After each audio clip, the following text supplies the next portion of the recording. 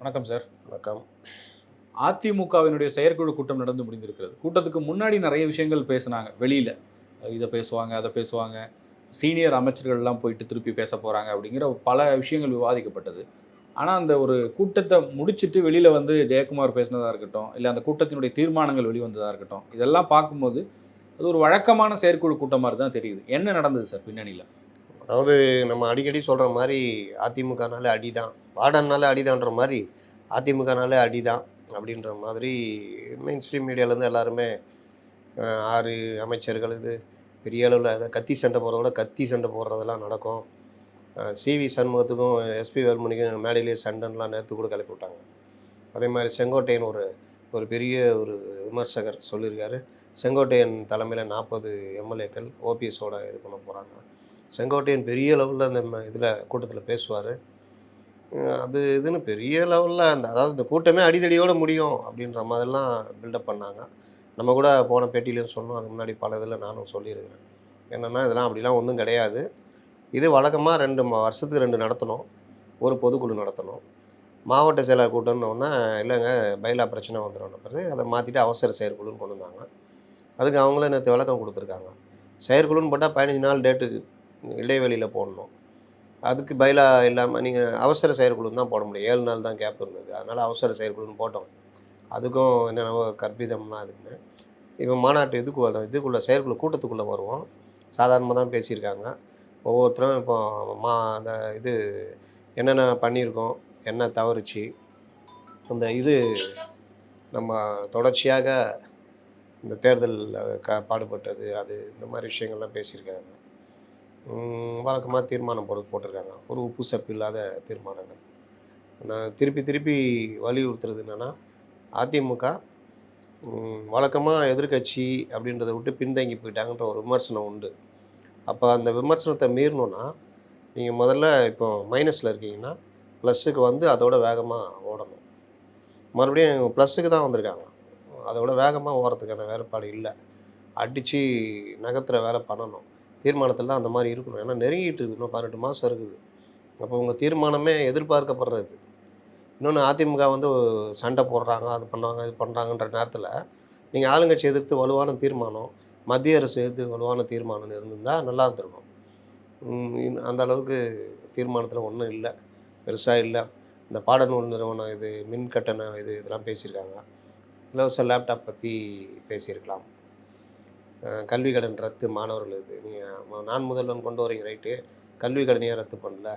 நான் முதல்வன் கொண்டு வரீங்க, இலவச லேப்டாப் ஏன் குடுக்கலன்ற மாரிலாம் கொஞ்சம் நெருக்கடி குடுத்துருக்கலாம். இப்ப நீங்க சொல்லக்கூடிய விஷயங்கள்ல இருந்தே ஒரு கேள்வி வருதே சரி. சம்பிரதாயத்துக்கு இந்த கூட்டத்த நடத்தி முடிச்சிருக்கலாம். ஆனா, பின்னாடி பிரச்சனை இருக்கு. உள்ளுக்குள்ள ஏதோ பிரச்சனை இருக்குன்ற மாரி தானே தோணுது. ஏன் அவங்க திமுகவே எதிர்க்க தயங்குறாங்க? பாஜக எதிர்க்க ஒரு தயக்கம் இருந்தால் அதுக்கு ஒரு காரணம் இருக்குன்னு சொல்லலாம்.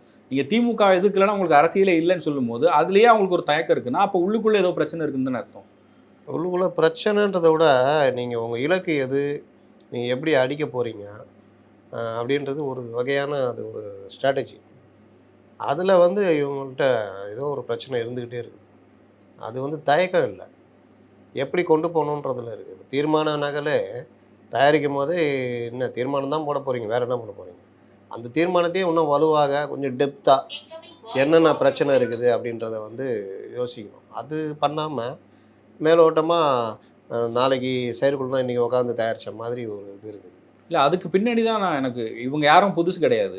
தலைமை பொறுப்புக்கு வந்தது வேணா இப்பவா இருக்கலாமே தவிர, எடப்பாடியா இருக்கட்டும், இல்ல கே.பி. முனுசாமி, சி.வி. சண்முகம், நத்தம் விஸ்வநாதன் அங்க இருக்கிற தலைவர்கள் எல்லாருக்கு பின்னாடியும் பல ஆண்டுகால அரசியல் அனுபவம் இருக்கு. செங்கோட்டையன்லாம் எம்ஜிஆர் காலத்து அரசியல்வாதி.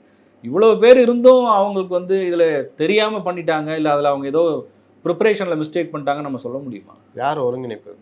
அதான் பிரச்சனை. எடப்பாடி பழனிசாமி தானே? ஜெயலலிதா இருந்தப்போ பார்த்தீங்கன்னா, சசிகலா இருப்பாங்க. எப்படி அடிக்கணும் அப்படின்றதெல்லாம் ஒரு இதுவாவே ஜெயலலிதா ஒரு இது பண்ணுவாங்க. இங்க அதுதானே பிரச்சனை. எடப்பாடி பழனிசாமி தான். எடப்பாடி பழனிசாமி பேசுறதுலயே நீங்க இப்போ ஒரு சீமான் பேசுறதுக்கும் எடப்பாடி பழனிசாமி ஒரே மாரி பேசணும்னு நான் சொல்ல வரல. ஆனா, விஷயத்த தொடுறதுல வேணா நீங்க அவரு ஒரு வகையா தொடுவாரு. நீங்க ஒரு வகையா தொடலாம். விஷயம் அவ்வளோ கொட்டி கிடக்குதுல்ல. அது தொடர்றதுலயே ரொம்ப கம்மி. இன்னைக்கு தான் வந்து நீட்ல ஒரு மாணவன் தற்கொலைன்னோனே, அந்த நீட் ரகசியம் தான் என்னன்னு போட்டு அடிக்கிறாரு. அப்போ நீங்க நீட் இருக்கிற வரைக்கும் மாவட்டந்தோறும் நீட் பயிற்சி மையம் தொடங்க மாட்டேங்கிறீங்க. அந்த கல்வியில் வந்து சிலபஸில் ஏன் இதெல்லாம் கொண்டு வர மாட்டேங்கிறீங்க? நீங்கள் உங்கள் நீட் ரகசியத்தை வச்சு நீட்டை ரத்து பண்ணுங்கள், அதெல்லாம் பண்ணிக்கிங்க. அது வரைக்கும் என் மாணவர்கள் ஏன் பாதிக்கணும்? அவங்களுக்கான இதை நீங்கள் வந்து தயாரிக்கிறதுக்கு என்ன நீங்கள் பண்ணுறீங்கன்னு நெருக்கடி கொடுக்கணும்ல. அதுலலாம் அந்த மாதிரி ஒரு நுணுக்க அரசியல் பண்ணால் தான் நீங்கள் மக்கள்கிட்ட போய் சேர முடியும். மக்களுக்கு இல்ல இதுக்கு பின்னணியில தான் அவரோட சேருக்கு கீழயே வந்து ஆட்டம் காண்டுட்டு இருக்கு. அவர் சேர்லயே உட்கார முடியுமான்னு தெரியல. அதனால தான் அவர் அப்படி பண்றாருன்னு சொல்றாங்க. அவரால ஒரு ஒரு தைரியமா எதிர்க்க முடியல திமுகவ. அதெல்லாம் வந்து சும்மாங்க. அந்த இது அது திருப்பி திருப்பி இதே தான். நீங்கள் என்ன பண்ணால் அவர் சேர் ஆட்டங்கானல, என்ன பண்ணால் அதிமுக ஸ்ட்ராங்காக இருக்குதுன்னு சொன்னால், நீங்கள் எது பண்ணாலும் இதை தான் சொல்ல போகிறாங்க. அது திமுக மாவட்ட செயலாளர் கூட்டத்தில் மட்டும் என்ன பெருசாக பேசிட்டாங்க. அப்போ அங்கே ஆட்டங்காணுது. முதல்வர் வந்து ஒரு நிலைமற்ற செயலற்ற நிலைமையில் இருக்கிறாரு. அங்கேயும் பிரச்சனை இருக்குது. அமைச்சருக்குள்ள தகராறு இருக்குது. இல்ல எல்லா கட்சிகளுக்குள்ளயும் பிரச்சனை இருக்கும். ஆனா ஒரு கட்சி வந்து தன்னுடைய பிரதான கொள்கையில இருந்தோ இல்ல பிரதான விஷயத்துல இருந்தோ விலகி நிக்கிறது பெரிய சிக்கல் இல்ல. பிரதான கொள்கை இல்லை, இது நடைமுறைன்ற கொள்கையெல்லாம் அதை விட்டுருங்க. திமுக எதிர்ப்பு தான் அவங்களுடைய கொள்கையே. அவ்வளோதான். அதையே அவங்களால பண்ண முடியலன்னும் போது என்ன அது பண்ண போறாங்க? திமுக எதிர்க்கிறது தான் அவங்க கொள்கை. அதில் நிற்கிறாங்க. ஆனால் அந்த கொள்கையை நடைமுறைப்படுத்துறதுல என்னென்ன கொண்டு போகணுன்ற அந்த ஸ்ட்ராட்டஜியில் தான் இவங்களுக்கு இப்போ பிரச்சனை வருது. அதை தான் நான் சொல்கிறேன். கொள்கையில் உறுதியாக இருக்கனால தான் ஓபிஎஸ் வெளியில் இருக்கார். இல்லாட்டி ஓபிஎஸ் உள்ளே இருப்பார். இல்ல சசிகலா வேணாம், டிடிவி வேணான்றதுல உறுதியா இருக்காரு. ஆனா திமுக எதிர்ப்புல அந்த உறுதி இல்லைன்றதுதான் பிரச்சனை. அது வந்து தன்னை சொந்தமாக பாதிக்கிற விஷயங்க. நீங்கள் வந்து அவர் வந்து சசிகலா உள்ளே வந்துட்டாங்கன்னா அவர் தலைமைக்கே சிக்கல் வந்துடும். அப்போ ஓபிஎஸ் பிரச்சனை இல்லை. டிடிவியெல்லாம் உள்ளே கொண்டு வரதுன்றது வந்து நம்ம பத்திரிகையால் தாங்க பேசிகிட்டு இருக்காங்க. அவர் வந்து ஒரு கட்சியுடைய பொதுச் செயலாளர். அவர் எப்படி உள்ளே வர முடியும்? அவர் வேணா வருங்காலத்தில் கூட்டணி வச்சுக்கலாம். நான் வைக்க மாட்டேன்னு முடிவெடுக்கலாம். அவ்வளோதானே தவிர டிடிவின்றது அது தனி. அவரும் அதை சொல்லிட்டாரு. ஒரு கட்சியில இருந்து இன்னொரு கட்சிக்கு போறது ஒன்றும் புதுசு இல்லையே சார். சரத்குமார் அகில இந்திய சமத்துவ மக்கள் கட்சின்னு ஒரு கட்சி வச்சிருந்தவர் தான் பிஜேபியில் போய் சேர்ந்துருக்காரு. சரத்குமாரும் டிடிவி இதுவும் ஒன்றா அப்படிலாம் பார்க்க முடியாது. இல்ல ஒன்றும் இல்லைனாலும் பார்ட்டி இன்னொரு கட்சியில போய் அது merge ஆகுறாங்க. ஏங்க நான் சொல்ல வர்றது என்னன்னா, இவங்க வந்து 2 பேரும் முடிவெடுக்கிறாங்க. கட்சியை கொண்டு வந்து இணைக்கிறேன்னு சொல்லிட்டு. அது ஓகே. ஆனால் ஒருத்தர் கட்சியே இருக்கும்போது அவர் இதில் இணைவாரா? அவர் இணைத்துக் கொள்வது சம்பந்தமாகனா நீங்கள் பேச முடியாது. மதிமுக வந்து இணைக்கணும்னு முடிவு எடுத்தால் தான் நீங்கள் அதை பற்றி பேச முடியும். முடிவெடுத்தால் அவங்க பண்ணிக்கலாம். ஆனால் மதிமுக இருக்கும்போது வைகோவை திமுகவில் மீண்டும் இணைப்பது சம்பந்தமாக இது திமுக மாவட்ட செயலர் கூட்டத்தில் பேசப்பட்டதுன்னு திருப்பி திருப்பி பேசியிருந்தா காமெடியாக இருக்காது. அவர் ஒரு கட்சி பண்ணுறாரு, கட்சியுடைய பொதுச் செயலாளர் போய்கிட்டு இருக்குது. இல்ல பொதுவா அதை வந்து அவங்க வெளிப்படையா கண்டிப்பா அந்த கூட்டத்துல பேசியிருக்க மாட்டாங்கன்றதை புரிஞ்சுக்க முடியுது. அந்த மாதிரி டிஸ்கஷன்லாம் திரைமறைவுல நடக்கும். பேச்சுவார்த்தைலாம் நடந்து முடிஞ்ச அப்புறம் வெளியில சொல்லுவாங்க. இப்போ இந்த பிரச்சனைக்கு இதுக்கப்புறம் இது கிடையவே கிடையாது. அதிமுகவில் வந்து இந்த பிரச்சனையை பத்தி பேச மாட்டாங்க. எடப்பாடி அதுக்கு முற்றுப்புள்ளி வச்சுட்டாருன்னு சொல்றீங்களா? அப்படி அதெல்லாம் நீங்கள் எப்படிங்க சொல்ல முடியும்? அது வந்து நீங்கள் இந்த 2026 தேர்தல் நான் தான் சொல்கிறேன். 2026 தேர்தல் வரைக்குமே இந்த பிரச்சனை ஓடிட்டுருக்கோம். ஓபிஎஸை பொறுத்த வரைக்கும் கிட்டத்தட்ட கதவு மூடிட்டாங்க. அவர் ஓய்வு தான். ஓய்வு பிஎஸ் தான் அவர். அவரை சேர்க்கணும்லாம் யாரும் கேட்கலையே. எந்த இதுவும் யார் போய் கேட்பாங்க? அந்த இது கிட்டத்தட்ட முடிஞ்சது. சசிகலா இதுவும் வந்து கிட்டத்தட்ட அவங்க வெளியிலேருந்து ஒற்றுமையாக இருக்கணும்னு சொல்கிறாங்க தவிர பொதுச் செயலாளர் அவங்கள கொண்டு வருவாங்களா உள்ளக்க? அதுக்கும் வாய்ப்பு இல்லை. அப்போ அவங்கள பொறுத்த வரைக்கும் இவங்க ரொம்ப தெளிவாக இருக்கிறாங்க. இது ஒரு டிடிவி கட்சி வச்சுருக்காரு. ஒரு வேளை நாளைக்கு என்டிஏ கூட்டணி எல்லாம் போகுது. அரசியல் மாற்றங்கள் எப்படி வேணால் நடக்கலாம். அன்றைக்கி என்டிஏல டிடிவியும் கொண்டு வரலாம். இன்னும் அவருக்கு ஒரு 4 சீட்டு 5 சீட்டு கொடுங்க, இல்லை ஒரு 10 சீட்டு கொடுங்க, கூட்டணி போகலாம். அப்படி தான் வாய்ப்பு இருக்க தவிர டிடிவி அவர் கட்சியை கழிச்சிட்டு சரத்குமார் மாதிரி அதிமுக இணையறதுலாம் நடக்காது. அப்படி இணையிறது இவங்க அனுமதிக்க மாட்டாங்க. ஏன்னா டிடிவி வந்து கட்சிக்குள்ளே இருந்து இவங்கெல்லாம் பார்த்துருக்காங்க. மறுபடியும் கட்சிக்குள்ளே கொண்டு வரதுக்கு தெரிஞ்சோ தெரியாமல் இவங்க பிஜேபி ஹெல்ப் பண்ணி வெளியில் அனுப்பிச்சிச்சு. நமக்கு நாமேன்னு இவங்க இருக்கிறாங்க. அப்படி இருக்கும்போது இது வரதுக்கான சாத்தியம் ரொம்ப கம்மி. சசிகலா உள்ளே வரதுக்கும் சாத்தியம் கம்மி. இப்போ 26 எலெக்ஷனில் இவர் தலைமை ஏற்றுக்கணும்னு ஒரு அந்த ரெசல்யூஷனில் ஒரு லைன் இருக்குது. அவர் தான் பொதுச் செயலாளர், அவர் தான் ஏற்றுக்க போகிறாங்கன்றது ஃபார்மலாக அதுதான். அப்போ என்ன சொல்லி இவர் கன்வின்ஸ் பண்ணியிருப்பார்? இவங்க எல்லாரும் இப்போது உள்ள பிரச்சனை இருந்தாலும் வெளியில் வந்து யாரும் பேசலை, அமைதியாக தான் இருக்காங்க, கட்சி கட்டுக்கோப்பாக இருக்க மாதிரி தான் தெரியுது. இப்போ என்ன சொல்லி கன்வின்ஸ் பண்ணியிருக்காங்க? இதை கேள்வி நான் திமுக மாவட்ட செயலகத்துக்கு கூட்டம் நடந்தது, இல்லை திமுக பொதுக்குழுவாக நடக்குது, என்றுமே தலைவர் ஸ்டாலின் தான்னா அப்போ என்ன சொல்லி ஸ்டாலின் கன்வின்ஸ் பண்ணியிருப்பான்ற கேள்வி வைப்பீங்களா? திமுகக்குள்ளே அப்படி குழப்பங்கள் வருது, வெளில வந்து பேசுகிறாங்கன்னா கண்டிப்பாக வரலையா? இதுவரைக்கும் அந்த மாதிரி வெளிப்படையாக எதுவும் வரலையே. KN கலைஞர் மறைவுக்கு பிறகு அந்த கட்சி கட்டுக்கோப்பாக தானே இருக்குது. கட்டுக்கோப்பாக இருக்குது எப்படி சொல்லுவீங்க? என் கட்டுக்கோப்பாக இருந்தால் ஏதாவது ஒரு மாவட்ட செயலாளரோ இல்லை 6-7 மாநகராட்சியே இவங்க கட்டுப்பாட்டில் இல்லைங்க. அந்த மாநகராட்சி கவுன்சிலரை தலைமை கட்டுப்பட மாட்டேங்கிறாங்க. அதிமுகவில் ஜெயலலிதா இருந்தப்போ ஏதாவது ஒரு மாநகராட்சியில் ஒரு 10 கவுன்சிலர் இப்படி பண்ணியிருந்தா என்ன ஆயிருக்கும் நீங்கள் சொல்லுங்கள். 10 கவுன்சிலர் பதவியும் போயிருக்குமா? இல்ல உள்ளாட்சி இல்ல, பிரதிநிதிகள், மேயர் இதெல்லாமே எப்போ லோக்கல்ல நடந்திருக்கு? நடக்கிற இஷ்யூ. அது எல்லா இடத்துலயும் எப்போ இருக்கும் சார். நடந்திருக்கு சொல்லுங்க. அதிமுக ஆட்சியிலையும் மாநகராட்சியெலாம் இருந்தது, மேயர்கள் இருந்தாங்க. இதே மாதிரி பெரும்பான்மை மாநகராட்சி அதிமுக கையில் இருந்தது.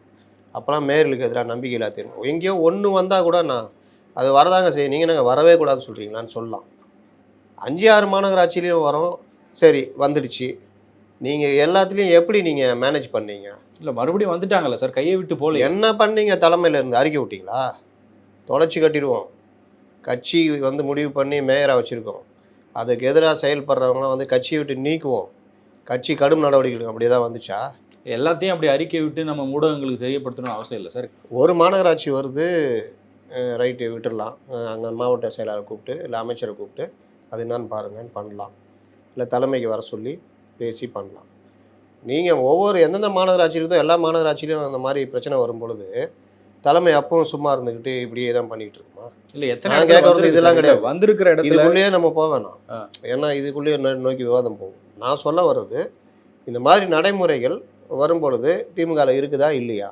இல்ல இது வந்து அதிமுகல இருக்க மாதிரி தலைமைக்கான சிக்கல் கிடையாது சார். பதவி வெறியில நீங்க எல்லாரும் பண்ணதான் செய்வாங்க. திமுகவில் யாராவது ஸ்டாலின் ராமநாத- இடத்துக்கு வரணும்னு பிரச்சனை பண்றாங்க. ராமநாதபுரத்தில் ம். ஒரு அமைச்சர் மாவட்ட செயலர் இருக்காரு, இன்னொருத்தர் எம்எல்ஏ மாவட்ட செயலர் இருக்காரு. 2 பேரும் அடிச்சுக்கிறாங்க. இது இருக்கும் சார், எல்லா கட்சியிலும் இருக்கும் சார். அதிமுகவில் காமிங்க, அதிமுக அந்த மாதிரி எதுவுமே இல்ல. காமிங்க, சொல்லுங்க. இல்லை அப்படி இருந்துதான் நேரத்துக்கு புதாகரமாக இருக்கும். அப்படி இல்லாத நீங்க சொல்றது கூட அந்த ஏரியால அரசல் புரசலா சரி, நான் இப்படி வரேன். வெளியில வந்து யாராவது பேசி நான் இப்படி வர்றேன். அவ்வளோ பெரிய பிரச்சனை நடக்குது இல்லை? ஒரு அமைச்சர் ஒரு எம்எல்ஏ 2 பேர் தலைமையில் கோஷ்டி பிரிஞ்சு அடிச்சுக்கிறாங்க. இது பார்லிமெண்ட் எலெக்ஷன்லேயும் இது இருந்ததுன்னு நம்ம பலமுறை பதிவு பண்ணியிருக்கோம். நவாஸ் கனி மிரண்டு போய் தலைமையை காண்டாக்ட் பண்ணி எல்லாம் பண்ணாங்க. இது வரைக்கும் இந்த விஷயத்தை பூதாகரமாக ஏதாவது மீடியாக்கள் ஏதாவது பெருசாக பேசுகிறாங்களா? இல்ல இது எல்லாமே நீங்க செவி வழி செய்தியா தான் இருக்கு. இப்ப நீங்க சொல்லக்கூடிய இதெல்லாம் விஷயம் செவி தான். வழி செய்தி. 6 முன்னாள் அமைச்சர்கள் இவருக்கு எதிராக பேசுறதெல்லாம் வந்து என்ன வழி செய்தி? நாசா வழி செய்தியா? இல்லாட்டி அதை அதை தான் நான் கேட்குறேன். இந்த பாகுபாடை தான் நான் சொல்கிறேன். இந்த கட்சி அந்த கட்சி நான் பேச வரல. ஒரு விஷயத்தை யார், அதாவது நீங்கள் கேட்டீங்கல்ல அதிமுக ஏன் இப்படி இருக்குன்னு, அதுக்கான பதில் தான் இது. இந்த சைடு பார்த்தீங்கன்னா அதிமுகவுக்கு எதிர்க்க சும்மா ஒரு பத்திரிகையாளர் சொன்னாலே அதை மிகப்பெரிய செய்தியாக மாற்றுகிற, அது விவாதமாக மாற்றுகிற, மெயின் ஸ்ட்ரீம் மீடியாக்களுக்கு அஜெண்டா கொடுத்து மாற்றுகிற ஏற்பாடுகள். இப்போ நீங்களே கேட்குறீங்க அவர் என்ன அட்ஜஸ்ட் பண்ணி தலைமை பதவியில் அவர் நீடிக்கிறாருன்னு. இது வந்து ஒரு செயற்குழு கூட்டம், அவ்வளோதான். சாதாரண கூட்டம், பொதுக்குழு கூட கிடையாது. அப்போ இந்த கேள்வியே எழாது. ஆனால் இங்கே பார்த்தீங்கன்னா ஒரு அமைச்சருக்கு எதிராகவே தொடர்ச்சியாக, அவரும் யார் சக்தி வாய்ந்த அமைச்சர், அவருக்கு எதிராக இன்னொரு அமைச்சர் செய்கிறாருன்னு எல்லாருக்குமே தெரியும். அதை 1-2 ஊடகங்கள் எழுதுது. மற்றபடி யாரும் அதை பற்றி வாய் திறக்க மாட்டேங்கிறாங்க. இன்னொரு பக்கம் மாவட்ட செயலர்களோட அடிச்சுக்கிறாங்க. ஒரு 4-5 மாநகராட்சிகளில் பெரிய பிரச்சனை ஓடிக்கிட்டு இருக்குது. எந்த இடத்துலையும் யாரும் யாரையும் மதிக்கலை. பல இடங்களில் முணுமுணுப்புகள் இருக்குது. அந்த முணுமுணுப்புகளை எடுத்து எழுதுறது பத்திரிகைகள் வேலையாக இருக்கும். ஆனால் இங்கே வந்து அது இல்லை. இப்போ அதிமுக ஆட்சியெல்லாம் பார்த்தீங்கன்னா அந்த முணுமுணுப்புகள்லாம் உடனே வெளியே வந்துடும். அந்த ஒரு இது இருந்தது. இப்போ அந்த மாதிரி இல்லைன்றேன். அதனால தான் நீங்கள் கேட்குற கேள்வி வந்து இந்த சைடு நோக்கியே இருக்குது. இப்போ நேற்று நீங்கள் இல்லைன்றீங்களா? அதை பத்தி பேசுவோம். நீங்கள் முதல்வருக்கு எதிராகவே பேசுகிறீங்க. முதல்வர் நேற்று இருக்குன்றாரு. நேற்று என்ன சொல்றாரு சார்? திமுக மாவட்ட செயலாளர்கள் கூட்டம் நடந்திருக்கு. ஆமாம், முதல்வர் உங்களுக்கு எதுக்கு உங்கள் கருத்துக்கு எதிராக சொல்கிறாரு. மாவட்ட செயலாளர்கள் பற்றி புகார்கள் வருகிறது, கட்சி நிர்வாகிகள் பற்றி புகார் வருகிறது. நிர்வாகிகள்னா யார்?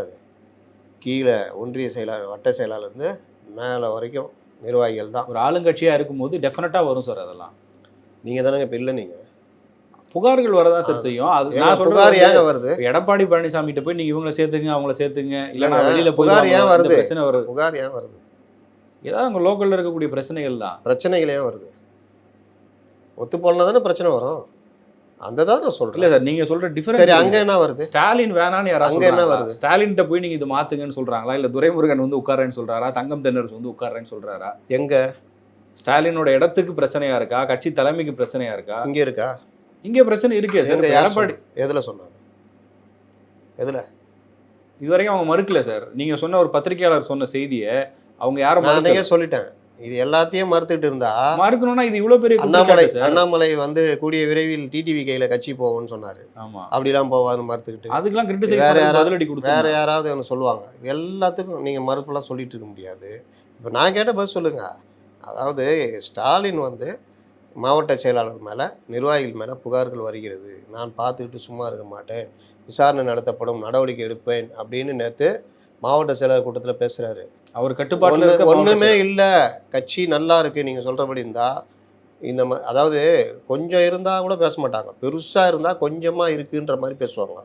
அப்போ ஒரு முதல்வர் கட்சி தலைவரே இதை குறிப்பிட்டு மாவட்ட செயலாளர் கூட்டத்தில் பேசுகிறாருன்னா அப்போ ஒன்றுமே இல்லைன்னு அர்த்தம். இன்னொன்று, அமைச்சரில் நேற்று நடந்த கூட்டத்தில் விருதுநகர் மாவட்ட நிர்வாகிகளை கடுமையாக பேசியிருக்காரு, ஏன் அங்கே குறைஞ்சிருக்குது அப்படின்னு. எல்லாத்துக்கும் மேலே கட்சி நிர்வாகி கட்சிக்காரங்களுக்கு ஹெல்ப் பண்ணுங்க, அமைச்சர்கள் நிர்வாகிகள்லாம் கட்சிக்காரங்களை உதவி பண்ணுங்கன்றாங்க. அப்படின்னா என்ன அர்த்தம்? அவ்வளோ புகார்கள், அவ்வளோ இது கண்டுக்கலை, எங்களை கண்டுக்கவே இல்லைன்னு. அமைச்சரில் போய் கேட்டால் அவங்க என்ன புகார் கொடுப்பாங்களோ தெரியாது. ஆளுங்கட்சியாக இருக்கும் பொழுது பல விஷயங்கள் வெளியே வராது. அப்போ அதுக்கு காரணம் இப்போ 4 வருஷம் ஏடிஎம்கே ஆட்சியில் ரொம்ப பெருசாக அதெல்லாம் வெளியில் வரல. ஏன்னா ஏதோ ஒரு வகையில் சார்ந்திருப்பாங்க. சரி இன்றைக்கி சரியில்லை, இன்னைக்கு போய் புகார் கொடுத்தா நம்மளை கட்டம் கட்டுருவாங்க, அப்படியே போட்டோம், நாளைக்கு எதாவது நல்லா நடக்கும், இப்படி தான் போவாங்க. ஆனால் அதே நிலைமை தான் இங்கே. ஆனால் இங்கே அதெல்லாம் மீறி மாநகராட்சி பிரச்சனை வருது, அமைச்சர் பிரச்சனை வருது, முதல்வரே குறிப்பிட்டு பேசக்கூடிய அளவுக்கு பிரச்சனைகள் இருக்குது. நான் அமெரிக்கா போனாலும் உங்களெல்லாம் பார்த்துக்கிட்டே இருப்பேன்றாரு. அப்போ நான் போயிட்ட பிறகு ஏதாவது ஆரம்பிச்சிடாதீங்க தான் அதுக்கு அர்த்தம். ஏன்னா இன்றைக்கி இருக்கிற இதில் எக்ஸ்போஷரில் இன்றைக்கி இருக்கிற நவீன வசதிகளில் இந்த வார்த்தையெல்லாம் சொல்லணுன்னு அவசியம் இல்லை. முன்னெல்லாம் நான் ஏற்கனவே ஒரு இதில் பதிவு பண்ணியிருப்பேன். முதலமைச்சர் இவர் என்டி ராமாராவ் போயிட்டு பாஸ்கர் ராவ்ன்ட்டு ஒப்படைச்சிட்டு போனார், வரும்போது அவர் பதவி விலக மாட்டேன்ட்டார், சிக்கலாகி நம்பிக்கையில்லா தீர்மானம்லாம் கொண்டு வந்து பண்ணாங்கன்னு. அந்த மாதிரி நிலைமை இன்றைக்கி இல்லை. முதல்வராக வெளிநாடு போகலாம், நிர்வாகத்தை உக்காந்துக்கிட்டு இது பண்ணலாம், சைன் பண்ணால் டிஜிட்டல் சைன் பண்ணிட்டு போய்கிட்டே இருக்கலாம், அங்கே உட்காந்து கான்ஃபரன்ஸ் இதுலேயே கூட்டமே நடத்திட்டு போகலாம். இன்றைக்கி அந்த அளவுக்கு இருக்குது. ஆனால் முதல்வர் என்ன சொல்கிறாரு, இந்த மாதிரிலாம் பண்ணிங்கன்னா நான் அமெரிக்கா போகிறேன்னு இது பண்ணக்கூடாது, நான் உங்களை எல்லாரையும் கவனிச்சிக்கிட்டே இருப்பேன்றாரு. அப்போ அந்த எச்சரிக்கை ஏன் வருது? எதுவுமே இல்லைன்னா நீங்கள் ஆல் இஸ் வெல் அப்படின்ட்டு போயிடலாமே. அப்புறம் கட்சிக்காரங்களுக்கு உதவி பண்ணுன்ற வார்த்தை ஏன் வருது? இல்லை, அந்த வார்த்தைகளுக்கு நம்ம என்ன வேணாலும் அர்த்தம் சொல்லலாம் சார். ஆனால் அதிமுகலையும் திமுகலையும் இருக்கிற நீங்கள் சொல்கிற மாதிரி பிரச்சனை இருக்குனாலும் ரெண்டும் ஒன்று கிடையாது. அதிமுகவில் இருக்கக்கூடிய பிரச்சனை கேன்சர் மாதிரி ரொம்ப சிவியராக இருக்குது. வச்சுங்க, அதிமுகவில் இருக்கிற பிரச்சனை கேன்சர் மாதிரி. நேற்று கூட நடந்த பிரச்சனையில் எல்லாரும் மௌனமாக இருந்ததுனால எடப்பாடியுடைய தலைமைக்கு பெரிய சிக்கல் வந்துச்சு. எல்லாம் மௌனமாக அவங்கள மௌன பாஷை பேசி எடப்பாடிக்கு எதிராக நேற்று கூட்டத்தில் பேசியிருக்காங்க. எல்லாம் வச்சுக்க வேண்டிதான்.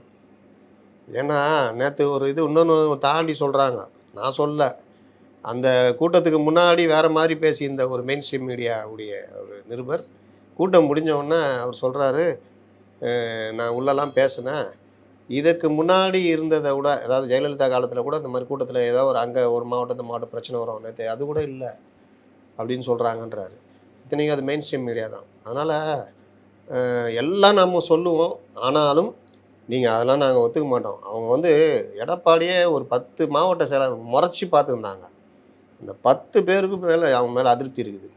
செங்கோட்டையன் அடிக்கடி எந்திரிச்சு போயிட்டு வந்தாருங்க பாத்ரூம்னு. அவர் அந்த கூட்டத்தை புறக்கணிக்கிறாருங்க. சிவி சண்முகமும் எஸ்பி வேலுமணியும் ஒருத்தர் அடிக்கடி திரும்பி பார்த்துக்கிட்டாங்க.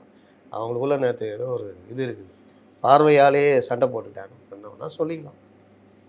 என்னென்னா நம்ம இருந்தால் பதிவு பண்ண போகிறோம், இல்லாதப்போ நம்ம அதை போய் பதிவு பண்ணுறது. இன்னும் ஒரு தகவல் கூடுதலாக சொல்கிறேன். ஐபேக் கூட ஒப்பந்தம் போட்டிருக்காங்க. ஐபேக் உடைய ஒப்பந்தம் மூலயமா இப்போ அவர் முடிவு எடுத்திருக்காருன்னா பயணம், சுற்றுப்பயணம் செஞ்சு நமக்கு நம்ம மாதிரி ஸ்டைலில் போகலாம் அப்படின்னு. அப்போ அடுத்த கட்டத்தை நோக்கி அவங்க நகர்றாங்க. அப்போ அது கொஞ்சம் அதிமுக 2 விதத்தில் கொண்டு போகணும். அதிமுக கொண்டு போய் சேர்க்கும். 2வது திமுகவுடைய அந்த எதிர்ப்பலை அந்த மாதிரி பேசுகிற கூட்டங்கள் இதெல்லாம் வரும்பொழுது திமுகவுக்கு எதிராக மக்களுடைய கருத்தை திரட்ட முடியும். அதை நோக்கி அவர் நகர்ந்துக்கிட்டு இருக்காங்க.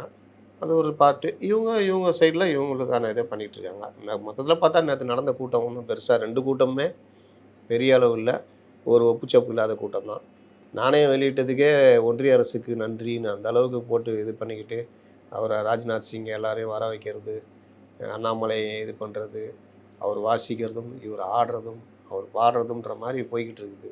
இல்லை, அதெல்லாம் யதார்த்தம். இப்போ அந்த விஷயமும் டிஸ்கஸ் பண்ணுறாங்க எல்லாருமே, அதையும் கேட்கணும்னு நினைக்கிறேன். ஒரு பக்கம் ராஜ்நாத் சிங் இங்கே வராரு, கலைஞர் நூற்றாண்டு விழாவுக்கு நானே வெளியிடுறாரு, அந்த நிகழ்வு ஒரு பக்கம். ஆளுநரோட தேநீர் விருந்தில் கூட்டணி கட்சிகள்லாம் புறக்கணிக்கிறாங்க, ஆளுங்கட்சி பங்கேற்குது, முதலமைச்சர் உதயநிதி ஸ்டாலின் உள்ளிட்டவர்கள்லாம் பங்கேற்கிறாங்க. தொலைபேசியில் முதலமைச்சரே எனக்கு கால் பண்ணி அழைப்பு விடுத்தார் ராஜ்நாத் சிங் விழாவில் பங்கேற்கன்னு அண்ணாமலை சொல்கிறாரு. இப்போ இதெல்லாம் வச்சு உடனே திமுக பாஜக வந்து நெருங்குகிறது அப்படிங்கிற ஒரு விஷயத்தையும் பேசுகிறாங்க. இது வெறும் நரேட்டிவா இல்லை உண்மையா? திமுக, பாஜக வந்து இதெல்லாம் வச்சுட்டு கூட்டணிக்கு போகிறாங்கன்றதெல்லாம் வந்து நம்ம பேசணும்னா, அது ஒரு குழந்தைத்தனமான வாதமாக இருக்கும். ஆனால் இரு பக்கமும் ஒரு இணக்கம் ஏற்பட்டு கொண்டிருக்கிறது அப்படின்றத நீங்கள் மறுக்கவே முடியாது. நாங்கள் தான் உண்மையான ராமராஜ்யம் அப்படின்றதும், முருகப்பெருமானுக்கான விழா எடுக்கிறதும், அந்த விழாவில் திராவிட மாடல் அரசுடைய முதலமைச்சர் கலந்துக்கிறதும், இந்த விழாவுக்கு ராஜ்நாத் சிங்கை கூப்பிடுறீங்க, எதிர்க்கட்சி தலைவர் ஏன் கூப்பிடல? நான் கேட்கல, ஜெயக்குமார் நேற்று கேட்குறாரு. எதிர்க்கட்சி தலைவர் உங்கள் அண்ணன் தானே, அன்பு சகோதரர் தானே, அவர் ஏன் கூப்பிடல? இல்லை மல்லிகார்ஜுன கார்கே கூப்பிடலாம்ல, இல்லை வேறு யாரையாவது முக்கிய உங்கள் இந்தியா கூட்டணியில் கூப்பிடலாம்ல. ஒரு முதுபெரும் தலைவர், மறைந்த தலைவர், போற்றுதலுக்குரிய தலைவர், அவருடைய இதை வந்து மத்திய அரசு நாணயம் வெளியிடும் போது பாஜக தலைவர் மட்டும்தான் நான் கண்ணுக்கு தெரிஞ்சாங்க. அப்போ இந்த மாதிரி விஷயங்கள் கேள்வி வருது. ஆளுநர் மாளிகை விவகாரம் சொல்கிறாங்க. ஆளுநர் மாளிகை விவகாரம் இப்போ தானே அவங்களுக்கு பிரித்து பார்க்குறது தெரியுது. இதே நான் கேட்கல, பலரும் கேட்குறாங்க. என்ன கேட்குறாங்க? நீங்கள் ஒரு முதல்வர், அதனால் நீங்கள் ஆளுநர் மாளிகையில் கலந்துக்கிறீங்க. ஒரு திமுக தலைவராக திமுக புறக்கணிக்குதுன்றீங்க. போனது எல்லாம் யார்? திமுக தலைவர், திமுக பொதுச் செயலாளர், திமுகவுடைய இளைஞரணி பொதுச் செயலாளர். நீங்கள் அப்படி பார்க்காதீங்க. அமைச்சர், முதலமைச்சர், நீர்வளத்துறை அமைச்சர், அப்படிதான் அவங்க பார்க்க சொல்கிறாங்க. விளையாட்டுத்துறை ஆனால் எல்லாரும் அமைச்சர். அப்படி பார்க்க மாட்டாங்கல்ல. மற்றவங்க பண்ணப்போ நீங்கள் பார்த்தீங்கல்ல, மற்றவங்க போனப்போ நீங்கள் பார்த்தீங்க, ரைட்டு. அப்போ இன்னொரு கேள்வி என்ன வைக்கிறாங்க சமூக வலைதளங்களில்? நீங்கள் வந்து திமுக தலைவராக தீபாவளிக்கு வாழ்த்து சொல்ல மாட்டீங்க, அந்த இதுக்கு விநாயகர் சதுர்த்திக்கு வாழ்த்து சொல்ல மாட்டீங்க. முதலமைச்சராக உங்களுக்கு கீழே ஓட்டு போட்ட மக்கள், ஓட்டு போடாதவர்களுக்காகவும் நீங்கள் வேலை செய்கிறவர், நீங்கள் வாழ்த்து சொல்லணுமா வேணாவா? ஏன் சொல்ல மாட்டேங்கிறீன்னு கேட்குறாங்க. பிரித்து தானே பார்க்கணும் அப்படின்றாங்க. இல்லை, இது அரசியல் நாகரிகம். அது வந்து அவங்க கொள்கை அதுவும் சார்ந்த நாகரிகம் விஷயம். தானேங்க, இதுவும் நாகரிகம் தானே. நீங்கள் திமுக தலைவராக நீ உங்கள் கட்சி இல்ல, கொள்கையில் அவர் ஏத்திஸ்ட் தானே. எப்படி இருந்தாலும் வந்து அவர் கடவுள் மறுப்பாளர்னு அவர் சொல்றாரு. அவர் கடவுள் அவருக்கு மறுப்பாளர் தான். நம்பிக்கை இல்லாம இருக்கலாம். அவருக்கு நம்பிக்கை இல்லாமல் இருக்கலாம். இங்க விநாயகர் சதுர்த்தி கொண்டாடுறது இருக்கலாம் போலீஸ் தானே பாதுகாப்பு சொல்றீங்க. கொடுக்கலையா? இருக்கலாம் சொல்கிறீங்கல்ல, அதோடைய அர்த்தம் என்ன தெரியுமா? எனக்கு நம்பிக்கை இல்லாமல் இருக்கலாம், ஆனால் பெரும்பான்மை நம்பிக்கைகளை நான் மதிப்பேன். மதிக்கிறாருல அவர் வந்து நீங்க சொல்ற அந்த முத்தமிழ் மாநாடு நடத்துறாரு. அவர் கடவுள் நம்பிக்கை இல்லாதவர் தானே. அவருக்கு அப்படிதான் சொல்லி. அதனால தானே தீபாவளி வாழ்த்து சொல்ல, ஆமா, அதுதான் காரணமா இருக்கும். அதனால தானே விநாயகர் சதுர்த்தி வாழ்த்து சொல்ல. ஆமா, அப்புறம் ஏன் ரம்ஜானுக்கும் பக்ரீத்துக்கும் வாழ்த்து சொல்கிறாரு? கிறிஸ்மஸுக்கு ஏன் வாழ்த்து சொல்கிறாரு? மீலாடி நம்பிக்கை ஏன் வாழ்த்து சொல்கிறாரு? இல்லைங்க, இது அப்படி இல்லை. நம்ம அவங்கள மாதிரியும் குழந்தைத்தனமாக பேசக்கூடாது. அதே சமயத்தில் இந்த மாதிரி கேள்விகள் வருதுன்ற நீங்கள் பார்க்க வேண்டிய பார்வை சொல்கிறேன். எப்படின்னா, நீங்கள் முதல்வராக நீங்கள் சொல்கிறீங்களா, முதல்வராக நான் கவர்னர் விருந்தில் கலந்துக்கிறேன், ரொம்ப நல்ல விஷயம் அது. ஆனால் அந்த கூட்டணியில் இருக்கிற கட்சிகள் எல்லாத்தையும் ஒரு முடிவு எடுக்க வச்சுட்டு, திமுகன்னு ஒரு முடிவு எடுக்க வச்சுட்டு முதல்வராக நீங்கள் கலந்துக்கிறீங்க அப்படின்னா, தி தி திராவிட முன்னேற்ற கழகத்துடைய அரசு கலந்துக்குதுன்னா, அரசு நிர்வாகத்திலேருந்து வேறு யாராவது ஒரு அமைச்சர், மூத்த அமைச்சர் துரைமுருகன் நீங்கள் போங்க அப்படின்ட்டு போகலாம். திமுக தலைவரும் கலந்துக்கணும், அதாவது முதல்வரும் கலந்துக்கணும், துணை முதல்வராக வரப்போகிற அடுத்த கட்டத்தில் இருக்கிற இளைய தலைவரும் கலந்துக்கணும் அப்படின்னு அவசியம் இல்லையா? 8 பேர், போன தடவை 2 பேரோ 3 பேர் தான் நினைக்கிறேன் போன இதுக்கு. இந்த தடவை 8 பேர்கிட்ட இது. அப்போ இந்த மாற்றங்களில் இதை தான் சொல்கிறாங்க, ரொம்ப நெருங்கிட்டு போகிறாங்க அப்படின்னு. இன்னொரு விஷயம், இந்த இந்த பண்டிகைகள் இந்த மாதிரி இதுக்கெலாம் வந்து அதுலேயும் நீங்கள் இந்த மாதிரி பார்க்கலாமே. சரி, அதை விட்டுருங்க. நிதி ஆயோக் இருக்குது. நீங்கள் ஒரு திமுக தலைவராக, ஒரு முதல்வராக ஒரு விஷயத்தை கண்டிக்கிறீங்க, மத்திய அரசுடைய பாரபட்சத்தை கண்டிக்கிறீங்க. நேற்று கூட அதில் வந்து சொல்கிறாங்க, கலைஞருடைய ஒரு ஃபேமஸான கோட், உறவுக்கு கை கொடுப்போம், உரிமைக்கு குரல் கொடுப்போம். நாங்கள் வந்து நாணயம் வெளியிட்டதில் மத்திய அரசுக்கு நன்றியுள்ள தெரிவித்தாலும், மத்திய அரசு வந்து மாநிலங்களுக்கான நிதி ஒதுக்கீட்டில் பாரபட்சம் காட்டுவதை நாங்கள் தயக்கமின்றி எதிர்க்கிறோம், அதெல்லாம் சொல்கிறாங்க. அதே மாதிரி நீங்கள் வந்து உறவுக்கு கை கொடுப்போம், உரிமைக்கு குரல் கொடுப்போம்னா, நீங்கள் ஒரு நிர்வாகமாக நீங்கள் வந்து உரிமைக்கு குரல் கொடுப்போம், இப்போ மெட்ரோவுக்கு நிதி கொடுக்கல, அதே சமயத்தில் எங்களுடைய உரிமைக்காக குரல் கொடுப்போம்ன்ற அடிப்படையில் நீங்கள் ஒரு முதல்வராக நிதி ஆயோக் கூட்டத்திலலாம் கலந்துக்கணும். இல்லை, எனக்கு அதில் பிரச்சனை இருக்குது, நான் கலந்துக்க மாட்டேன், நான் வந்து திமுக தலைவராகவே யோசிக்கிறேன், எனக்கு அதில் உடன்பாடு இல்லைன்னா ஒரு நிதி அமைச்சரையோ, இல்லை நிதித்துறை செயலரையோ, இல்லை தலைமை செயலரையோ யாரையா ஒருத்தர் அதில் கலந்து வச்சுட்டு தமிழ்நாட்டுக்கான திட்டங்களை பற்றி முதல்வருடைய ஸ்டேட்மெண்ட்டை படிக்க வைக்கலாம், கோரிக்கை வைக்கலாம், எல்லாம் பண்ணலாம். அப்போ அங்கே தொடர்ச்சியாக 3 ஆண்டுகள் 3 நிதி ஆயோக் கூட்டங்கள் தொடர்ச்சியாக புறக்கணிப்புன்றது வந்து நாமே அந்த கூட்டத்திலேருந்து ஒதுங்கிற மாதிரி. இது ஒன்றும் சம்மந்தி சண்டை கிடையாது. நீ எனக்கு பேர் போடல, நான் கல்யாணத்துக்கு வரமாட்டேன்னு சொல்கிறது. இது நம்ம உரிமை சார்ந்த விஷயம், மாநில உரிமை சார்ந்த விஷயம். மாநிலங்களுக்கான நிதியை கோரி பெறுதல், திட்டங்களுக்கான நிதியை பெறுறது. இதில் கொஞ்சம் கூட விட்டுறக்கூடாது. அப்போ அந்த மாதிரி விஷயங்களையும் பாருங்கன்றது தான் பொதுவான விமர்சனம். இதையும் நான் சொல்லல. சமூக வலைதளங்கள்ல பல இதில இந்த மாதிரி கோரிக்கைகள் வருது. அதனால நீங்க ஒவ்வொரு டைம்லயும் நெனச்ச மாரி ஒரு முடிவு எடுத்துட்டு அதுக்கு இதுதான். பாவம் இதில இந்த அண்டாக்கள், சொம்புக்கள்னு சொல்லுவாங்கல்ல. முட்டு குடுத்தவங்கலாம் இப்போ உட்காந்து தடுமாறிட்டாங்க. இது என்ன பதில் சொல்றதுன்னு தெரியல. அவரு கவர்னர் மாளிகையில போய் கலந்துட்டதில என்ன பதில் சொல்றதுன்னு தெரியல. அதுக்கு ஒரு பதில சொல்லிக்கிட்டு அப்படியே இது பண்ணிக்கிட்டு இருக்கிறாங்க. அதனால அந்த விழா வந்து நல்ல சிறப்பான விழா. அண்ணாமலைய கூப்பிடுறாங்கன்னா, அண்ணாமலைக்கும் இந்த பிரச்சனை இருக்கு. அவரும் இப்போ கொஞ்சம் மிதவாத போக்கு எடுத்து போய்க்கிட்டு இருக்காரு. எப்போ மறுபடியும் திருப்பிட்டு அடிப்பாருன்னு தெரியாது. இல்ல அவருக்கு என்ன சொந்த பிரச்சனை என்னன்னு தெரியல. அதனால இதுதான் இன்னைக்கு அந்தவுடைய நிலைமை. நேற்று விசிக தலைவர் திருமாவளவன் அவருடைய பிறந்தநாள் விழாவில் பேசும்போது போதைப் பொருள் ஒழிப்பு தான் இந்த ஆண்டு என்னுடைய பிறந்தநாளுக்கு எடுக்கக்கூடிய ஒரு கருப்பொருளாக இருக்க போகுது, மாநாடு நடத்த போகிறேன் அப்படின்லாம் சொல்லியிருக்காரு. அதில் இந்தியாவில் ஒரு சில மாநிலங்களை தவிர பெரும்பாலான மாநிலங்களில் இந்த போதைப் பொருள், மது இதெல்லாம் ஒரு பெரிய பிரச்சனையாக இருக்குன்றதை சுட்டி காட்டுறாரு. ஐபிஎஸ் ஐஏஎஸ் அதிகாரிகள் தான் இதை வந்து டெவலப் பண்ணுறதுக்கே ஐடியாஸ் கொடுக்குறாங்க, படித்தவங்களே இதை பண்ணிட்டு இருக்காங்க அப்படிங்கிற மாதிரி சொல்கிறாரு. எல்லா மாநிலங்கள்னு சொல்லும்போது இப்போ தமிழ்நாட்டையும் சொல்கிறாரா அப்படிங்கிற கேள்வி இயல்பாக வரும். ஆனால் அவங்க சைட்ல இருந்து நாங்கள் எப்போதுமே கூட்டணியில் இருந்தாலும் இதெல்லாம் எதிர்க்கணுமோ எதிர்க்கிறோங்கிற ஆஸ்பெக்டில் இதை பேசுகிறோன்னு அவங்க சொல்கிறாங்க. உங்களுடைய பார்வையில் இதை எப்படி பார்க்குறீங்க? திருமா அவர்கள் பேசுறது வந்து அடிக்கடி அவர் வந்து உண்மையை பேசிடுவார். அதுக்கப்புறம் கல யதார்த்தம் புரியும். உடனே அதுக்கு ஏதாவது சமாளிப்பார். இல்லாட்டி அவன் கூட இருக்கிறவங்களாம் பெரும்பாலும் திமுக அணியாக தான் இருக்கிறாங்க. இப்போ ஆலூர் ஷானவாஸ்லேருந்து எடுத்துட்டிங்கன்னா அவங்களாம் பிரித்து பார்க்க தேவையில்ல. இப்போ சு வெங்கடேசன் இந்த மாதிரிலாம் அந்த இவர் சிபிஎம்மில் கொஞ்சம் பேர், சிபிஐயில் இருக்க முத்தரசன் இவங்கெல்லாம் பார்த்தீங்கன்னா, நீங்கள் திமுக பற்றி இந்த அரசை பற்றி அட்டாக் பண்ணிங்கன்னா அந்த அரசில் இருக்கிற அமைச்சர்கள் கட்சித் தலைவர்களோட இவங்க வேகமாக வந்து அடிப்பாங்க. அதனால் வந்து கனகராஜ் இது போன்றவர்கள் அதுக்கு அவங்க சொல்கிற காரணம் பிஜேபி உள்ளே வந்துடும். திருமாவளவனும் ஒரு 2 நாள் முன்னாடி 3 நாள் முன்னாடி பேசியிருக்காரு. அதை பேசும்போதும் நான் வந்து அரசை நாம் விமர்சிக்கிறோம் மற்றது, ஆனால் வந்து பார்த்தால் நான் எப்படியாவது இவர்கள் வெளியே வந்து விடுவார்களா, இதன் மூலம் இந்த திமுகவுக்கு நெருக்கடி வருமா அப்படின்னு பார்க்குறாங்க, அதன் மூலம் பிஜேபி உள்ளே வந்துருமான்னு பார்க்குறாங்க. இந்த பார்வை அவர் திருமாமான்றி மாதிரி பெரிய தலைவர்கள்லாம் இந்த மாதிரி பார்வை இருக்குதுன்னா அது ஒன்று சால்ஜாப்பாக இருக்கணும், இல்லாட்டி நான் ஒன்றும் சொல்கிறதுக்கு இல்லை. ஏன்னா திமுகவுக்கு ஆதரவு கொடுக்கணும்னா பிஜேபி எப்படி வந்துடும், அதிமுக அங்கே வரும், அதுதான் நடக்கும். இல்லை அதிமுக வந்து பிஜேபியோட இணக்கமாக போயிடுவாங்க, கடந்த காலங்களில் அப்படி நடந்திருக்காங்க. இப்போ 3 வருஷமாக இல்லைல்ல, ஏன் நம்ப மறுக்கிறீங்க? தெரியும் அவருக்கு தெரியும். மக்களவைத் தேர்தலுக்கு முன்னாடி தானே அப்படி ஒரு ஸ்டாண்ட் எடுக்கிறாங்க. ஆமாம், 2020 எண்டில் 21 எண்டுலலாம் ஆரம்பிச்சிட்டாங்க பிரச்சனை.